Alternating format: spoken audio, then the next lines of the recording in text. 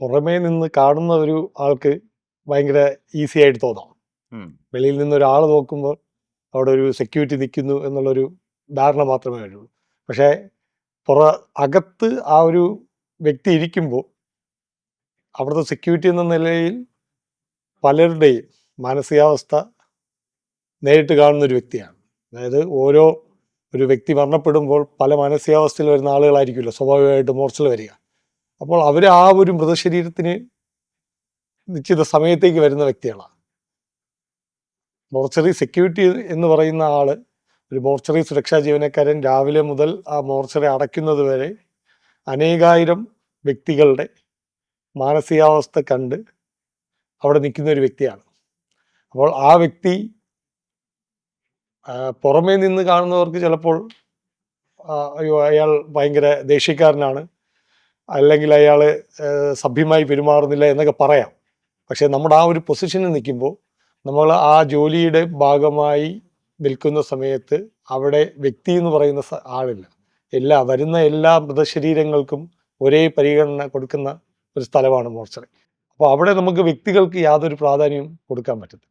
പക്ഷേ പലരും പറയാറുണ്ട് മോർച്ചറി നിൽക്കുന്ന ആൾ ഭയങ്കര ദേഷ്യക്കാരനാണ്, അല്ലെങ്കിൽ അയാൾക്ക് അഹങ്കാരം കൂടുതലാണെന്നൊക്കെ പറയാം. പക്ഷെ പുറമേ നിന്ന് പറയുന്ന പോലെ അല്ല അകത്തെ സിറ്റുവേഷൻ. കാരണം സുരക്ഷാ ജീവനക്കാരെന്ന നിലയിൽ ആ ഒരു മൃതശരീരം മോർച്ചറിയിൽ നിന്ന് ഇറങ്ങി പോലീസ് നടപടികൾ കഴിഞ്ഞ് പോസ്റ്റ്മോർട്ടത്തിന് കയറ്റി തിരിച്ചിറങ്ങുന്നത് വരെ ആ മൃതശരീരത്തിൻ്റെ ചുമതലക്കാരൻ സുരക്ഷാ ജീവനക്കാരനാണ്. അവിടെ നിന്ന് ഇറങ്ങി ബന്ധുക്കൾക്ക് കൊടുക്കുന്നവരെ. അപ്പോൾ അതുവരെ ആ ബോഡിയുടെ ഓരോ നിമിഷത്തിലും അതിൻ്റെ ഉത്തരവാദിത്വം അവിടുത്തെ ജീവനക്കാർക്ക് മാത്രമായിരിക്കും. അതാണ് ഒരു സുരക്ഷാ ജീവനക്കാരൻ്റെ ഒരു എന്താ പറയണ്ടേ, മറ്റുള്ളവരിൽ നിന്നും വ്യത്യസ്തനാക്കുന്നത് മോർച്ചറിയിൽ.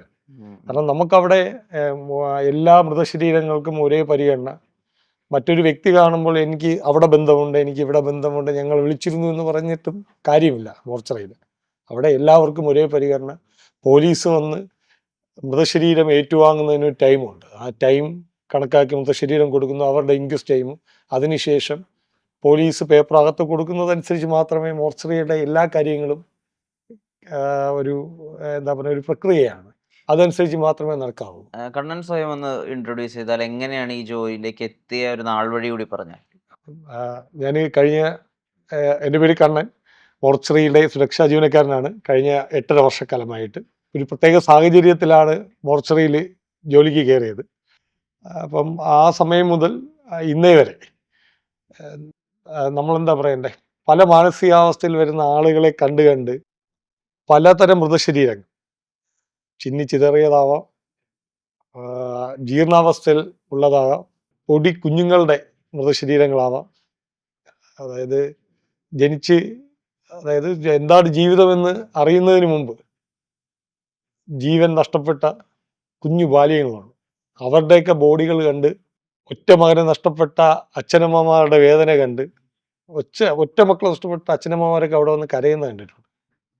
അപ്പം അങ്ങനത്തേക്ക് ഒരു ജീവിതം കണ്ടു മടുത്തു ഇങ്ങനെ 8 വർഷക്കാലമായിട്ട് ഇങ്ങനെ അവിടെ തുടർന്ന് പോകുന്നു. എന്തായിരുന്നു ആ പ്രത്യേക സാഹചര്യം? അല്ല, ആ സമയത്ത് എന്ന് പറഞ്ഞാൽ ഈ മോർച്ചറി എന്ന് പറയുന്ന സ്ഥലത്ത് ഈ കോവിഡൊക്കെ വന്ന സമയത്ത് ഒരു ജോലി ചെയ്യാനുള്ള എല്ലാവർക്കും ഒരു വിമുഖത ഉണ്ടായിരുന്നു. ആ സമയത്ത് അന്നത്തെ സൂപ്രണ്ട് ശർമ്മ സാറാണ് ഈ ഒരു ജോലി ഏൽപ്പിക്കുന്നത്. സാറിങ്ങനെ വന്ന് ചോദിച്ചോളാം, ഞാൻ പ്രദേശവാസിയും കൂടിയാണ്, മെഡിക്കൽ കോളേജ് ജനിച്ചു വളർന്ന ഒരു വ്യക്തിയും കൂടിയാണ്. ആ പ്രദേശവാസി എന്ന നിലയിൽ അപ്പം നമുക്ക് അവിടെ കാര്യങ്ങൾ കുറച്ചുകൂടി ക്ലിയർ ചെയ്യാൻ പറ്റും എന്നുള്ള രീതിയിൽ അന്നത്തെ സൂപ്രണ്ട് ശർമ്മ സാറാണ് ആക്ച്വലി എന്നെ ഇങ്ങനെ അവിടെ ചെയ്യാൻ പറ്റും, അവിടെ സെക്യൂരിറ്റി ആയിട്ട് ജോലി ചെയ്യായിരുന്നു. ആ സമയത്താണ് മോർച്ചറിയിലേക്ക് ജോലി ചെയ്യാൻ പറ്റുമെന്ന് ചോദിച്ചാൽ അവിടെ ജോലിക്ക് കയറുന്നത്, മോർച്ചറി കയറുന്നത്. എന്തായിരുന്നു ഈ കൂടെയുള്ള ആളുകളുടെയും വീട്ടുകാരുടെയൊക്കെ പ്രതികരണം? ഈ മോർച്ചറി എന്ന് പറയുമ്പോൾ അത് ഈ ശവശരീരങ്ങളുടെ കൂടെ, ഐ മീൻ ശവശരീരങ്ങൾക്ക് കാവൽ നിൽക്കുക, അതുണ്ടാക്കുന്ന ഭയപ്പാട്, ഈ ആത്മാക്കൾ, പ്രേതങ്ങൾ, അവരെ പറ്റിയിട്ടുള്ള കഥകൾ, അങ്ങനെ ഒരു വേറെ തന്നെ ഒരു പ്രപഞ്ചമാണല്ലോ മോർച്ചറിയെ ചുറ്റിപ്പറ്റിയുള്ളത്. അപ്പൊ അവിടെയാണ് ഒരു കാവൽക്കാരനായിട്ട് നിൽക്കുന്നത്. ആ ഒരു അനുഭവതലം എങ്ങനെയായിരുന്നു? അതായത് ഇപ്പോൾ കഴിഞ്ഞ 8 വർഷക്കാലമായിട്ട് അവിടുത്തെ സുരക്ഷാ ജീവനക്കാരൻ എന്ന നിലയിൽ ഈ മുൻപ് ഞാൻ ആരെയും കുറ്റപ്പെടുത്തുന്നില്ല. അപ്പോൾ നമ്മൾ ഈ ഇടയ്ക്കൊരു യൂട്യൂബർ വന്നിട്ട് മെഡിക്കൽ കോളേജ് മോർച്ചറിയുടെ മുൻവശത്ത് ഭയങ്കര സൗണ്ടാണ് അങ്ങനെയൊക്കെ പറഞ്ഞൊരു യൂട്യൂബർ, വളരെ നമ്മളൊക്കെ ഇഷ്ടപ്പെടുന്നൊരു യൂട്യൂബറാണ്. കാരണം ഇത് കാര്യങ്ങൾക്ക് വ്യക്തതയില്ലാതെ. പക്ഷേ ഈ യൂട്യൂബർ ചെയ്തതെന്ന് പറഞ്ഞാൽ വേറൊരാൾ ചെയ്തതിൻ്റെ ഒരു വീഡിയോയും കൂടി വെച്ചാണ് ചെയ്തത്. പക്ഷേ പൊതുസമൂഹം ആദ്യം കേൾക്കുമ്പോൾ, ഇപ്പോൾ ഒരു ഇൻ്റർവ്യൂ, ഇപ്പം ഞാൻ ഇൻ്റർവ്യൂ ചെയ്തിരുന്നാലും പൊതുസമൂഹം ആദ്യം കേൾക്കുമ്പോൾ നമ്മൾ ആദ്യം പറയുന്ന ഒരു വാക്കായിരിക്കും പെട്ടെന്ന് അവർ ക്യാച്ച് ചെയ്യുക, സ്വാഭാവികമായിട്ട്. തീർച്ചയായും. അപ്പം പുള്ളിയുടെ യൂട്യൂബിൽ പറഞ്ഞിരിക്കുന്നത് ഒരു പേടി സ്വപ്നമായിട്ടാണ് കാണിച്ചത്. രാത്രി 2 മണിക്ക് എന്തോ നിന്ന് യൂട്യൂബർ എടുത്തതാണ്. അപ്പോൾ പുള്ളിയുടെ എല്ലാ യൂട്യൂബ് കാണുന്നതാണ്. അപ്പം നമ്മൾ പല ആൾക്കാരും ഇപ്പോഴത്തെ പുതു ജനറേഷൻ, അതായത് നമ്മൾ പുതിയ ആൾക്കാർക്ക്, പുതിയ ജനറേഷനിലുള്ള ആൾക്കാർ പെട്ടെന്ന് ആ വാർത്ത കാണുമ്പോൾ ഒരു തെറ്റിദ്ധാരണ ഉണ്ടാവും. പുള്ളി ഇതിന്റെ അവസാനം പറയുന്നുണ്ട്, പക്ഷെ അത് പറഞ്ഞിട്ട് കാര്യമില്ലല്ലോ. ആദ്യമേ ഒരു തെറ്റിദ്ധാരണ പരത്തിയിട്ട് അങ്ങനെ ചെയ്യുന്നുണ്ട് ഒരു കാര്യമില്ല. അപ്പം ഞാൻ ഈ 8 വർഷക്കാലത്തിനിടയ്ക്ക് ചില രാത്രികൾ അവിടെ നമ്മുടെ അവിടുത്തെ മോർച്ചറിയുമായി ബന്ധപ്പെട്ട വർക്കിൻ്റെ ഭാഗമായിട്ടൊക്കെ രാത്രി അവിടെ ഒറ്റയ്ക്കൊക്കെ കിടന്നിട്ടുള്ളതാണ്. ഞാൻ ഒരു പേരിന് പോലും അങ്ങനെ ഒരു ഇതിനെ കണ്ടിട്ടില്ല. ഞാൻ ഈ പറഞ്ഞ പുള്ളി 2 മണിക്കൊന്ന് ആ ബോഡികളുടെ ആ ചേംബർ റൂമിന് തൊട്ടടുത്ത റൂമിൽ കിടന്നുറങ്ങിയിട്ടുള്ള ഒരു വ്യക്തിയാണ് ഞാൻ.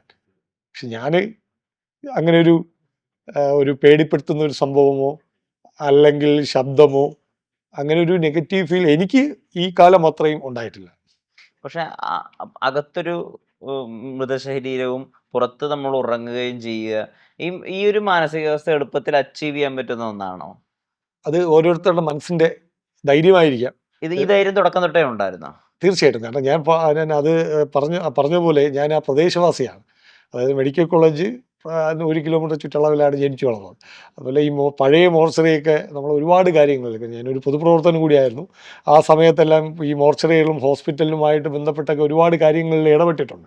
അപ്പോൾ സ്വാഭാവികമായിട്ടും നമുക്ക് അങ്ങനെ ഒരു പേടിയില്ലായിരുന്നു. പിന്നെ ഒരു പ്രത്യേക സാഹചര്യത്തിൽ ഈ ജോലി കിട്ടിയപ്പോൾ ആദ്യം എന്താ പറയണ്ടേ, എല്ലാ മനുഷ്യർക്കും ഉള്ള പോലെ ഒരു ഇതുണ്ടായിരുന്നു. പക്ഷെ അത് നമ്മുടെ ജീവിതത്തിലൊന്നും അങ്ങനെ ബാധിച്ചിട്ടൊന്നുമില്ല. നേരത്തെ സംസാരിക്കുമ്പോൾ ആദ്യം സൂചിപ്പിച്ചൊരു കാര്യം, ഈ മോർച്ചറി സുരക്ഷാ ജീവനക്കാരുടെ സംസാര രീതി ശരിയായിരിക്കില്ല, ചിലപ്പോൾ അവർ കുറച്ച് റൂഡായിട്ടായിരിക്കും ആളുകളോട് പെരുമാറുക. ഞാൻ പെട്ടെന്ന് അനൂപ് മേനോൻ സുകുമാരിയമ്മയുടെ മരണവുമായി ബന്ധപ്പെട്ട് അവർ മദ്രാസിൽ അവരെ അടക്കുന്ന സമയത്ത് പറഞ്ഞൊരു സംഭവം ഓർത്തെടുക്കുകയാണ്. അപ്പോൾ ആ മോർച്ചറിക്ക് വെളിയിൽ നിന്നിരിക്കുന്ന സുരക്ഷാ ജീവനക്കാരൻ ഒരു 18-19 വയസ്സേ ഉള്ളൂ. അയാൾക്ക് അറിയില്ല ആരാണ് ഈ മരിച്ച വ്യക്തി എന്നുള്ളത്. സുകുമാരിയമ്മയാണ് നാഷണൽ അവാർഡ് വിന്നർ ആണെന്ന് അറിയില്ല. അപ്പോൾ അയാൾ കുടിച്ചിട്ടുണ്ട്. അയാൾ കൂടെയുള്ള ആളുകളുടെ അടുത്തേക്ക് പറയുകയാണ്, ഒരു സ്റ്റീലിൻ്റെ ഒരു സ്ട്രക്ചറിൽ കെടുത്തിയിരിക്കുകയാണ് സുകുമാരിയമ്മയെ. അത് പോണത്തെ എടുത്ത് എന്താ സൈഡിൽ പൊടിയാന്നാണ്. അപ്പോൾ പെട്ടെന്ന് അനൂപ് മേനോൻ അത്രയും സോഫ്റ്റായ മനുഷ്യനാണ്, അയാൾക്ക് അടിക്കാൻ തോന്നി ഇയാളെ. പക്ഷെ പിന്നീട് ഒരു നിമിഷം അയാൾ ആലോചിച്ചു, അയാൾക്കിത് വെറും ഒരു ബോഡി മാത്രമാണ്. ആ ബോഡിയുടെ ആ ഒരു അതിനെ ഓവർകം ചെയ്യാനുള്ള ധൈര്യത്തിന് വേണ്ടിയിട്ട് കൂടിയായിരിക്കണം അയാൾ മദ്യപിച്ചിട്ടുണ്ടാവുക. അപ്പോൾ അറ്റ് ലാസ്റ്റ് ജീവിതം ഇത്രയേ ഉള്ളൂ എന്ന് മനസ്സിലാക്കിയ ഒരു മൊമെന്റിനെ പറ്റി അനൂപ് മേനോൻ ഒരു അഭിമുഖത്തിൽ സൂചിപ്പിച്ചിട്ടുണ്ട്. അപ്പോൾ പലപ്പോഴും ഈ മോർച്ചറിക്ക് കാവൽ നിൽക്കുന്ന ആളുകൾ മദ്യപിക്കാറുണ്ട്, അല്ലെങ്കിൽ മോർച്ചറിക്ക് സുരക്ഷാ ജീവനക്കാരനായിട്ട് നിൽക്കുന്ന ആളുകളെ കുറച്ച് സഭ്യമല്ലാത്ത ഭാഷയിലാണ് പലപ്പോഴും ഡീൽ ചെയ്യാറ്. ഇതിൻ്റെയൊക്കെ കാരണം ഈ പേടി ഓവർകം ചെയ്യാനാണോ? അതിലൊരു ചോദ്യം മദ്യപിച്ച് ജോലി ചെയ്യുന്നു എന്നുള്ളതാണ് ഒരു ചോദ്യചിഹ്നമായിട്ട് പറഞ്ഞത്. അപ്പൊ ഞാൻ കേട്ടിട്ടില്ലേ ഇങ്ങനെ? പരക്കെ കേട്ടിട്ടുണ്ട്. കാരണം നമ്മുടെയൊക്കെ എന്താ പറയുക, ചെറുപ്പകാലത്ത് ഇങ്ങനെയൊക്കെ കേട്ടിട്ടുണ്ട്. പക്ഷെ അവിടെ ജോലി ചെയ്ത സാഹചര്യത്തിൽ ഞാനുൾപ്പെടെ, ഇപ്പം നമ്മുടെ ഈ മോർച്ചറി എന്ന് പറയുന്നത് സുരക്ഷാ ജീവനക്കാർ മാത്രമാണ്. സുരക്ഷാ ജീവനക്കാരുണ്ട്, ഡോക്ടേഴ്സ്, അറ്റൻഡർമാർ, ടെക്നീഷ്യൻസ്, അങ്ങനെ ഒരുപാട് ആൾക്കാരുടെ ഒരു ടീം വർക്കാണ് യഥാർത്ഥത്തിൽ ഈ മോർച്ചറിയിൽ നിന്ന് പോസ്റ്റ്മോർട്ടം കഴിയുന്നവരെയുള്ള സംവിധാനം എന്ന് പറയുന്നത്.